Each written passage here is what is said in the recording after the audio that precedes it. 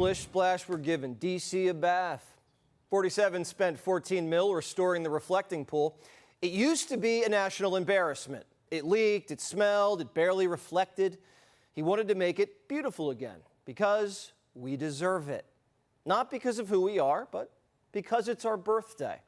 But the left, party poopers. And Primetime's got the tapes.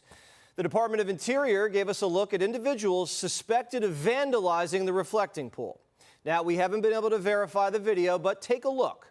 June 19th, a male, blue shirt, reaches in, stays there for a little while. He goes back down, comes back up multiple times. What's he doing? Then a female, white tote bag.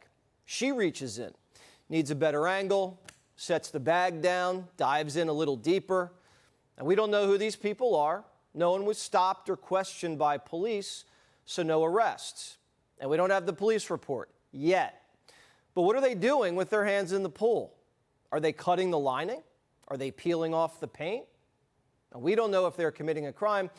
They'll probably tell you they dropped their wedding ring. The Department of Interior says this, quote, "In the video, you're seeing two suspects observed destroying and removing a piece of the lining and attempting destruction of the lining. This incident took place on June 19, 2026, and we are investigating. Destroying, injuring, defacing, or removing cultural or architectural resources is a federal crime." The media, who's been covering liberals destroying public property for decades, believe that reflecting pools off limits.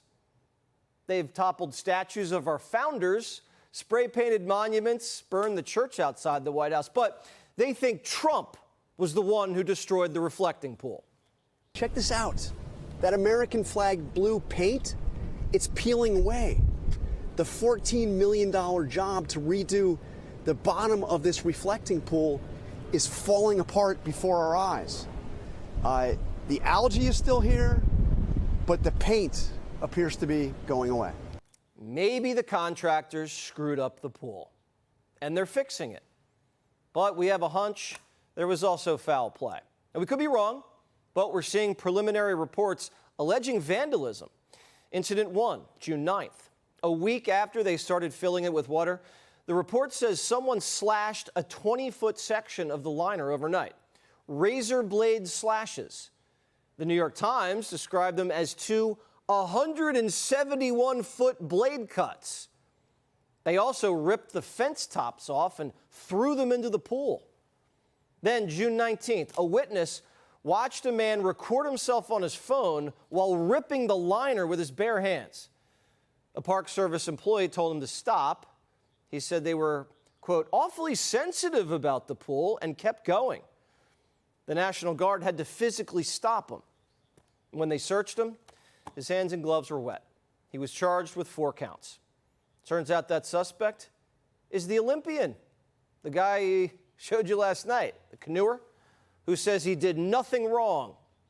I didn't think I'd done anything wrong, so I had no reason to think I was going to be arrested, but I suggested we walk over toward the park police rather than waiting for them to come to us, and went over and furnished my ID, and kind of before I knew it, I was being handcuffed, and realized I was being arrested. He's a longtime Democrat donor. Gave money to Obama and ActBlue. Arrested by park police once before, back in '96. And now he has a GoFundMe and a lawyer who just happened to have prosecuted Trump in the first impeachment. This is a meritless prosecution. We will get into all the details in court. Every American should be concerned about this kind of thing. He's a cyclist who was going by a concerned citizen, curious, so what happened, as Americans are about this mess. He's just a curious cyclist? Well, the police report says otherwise.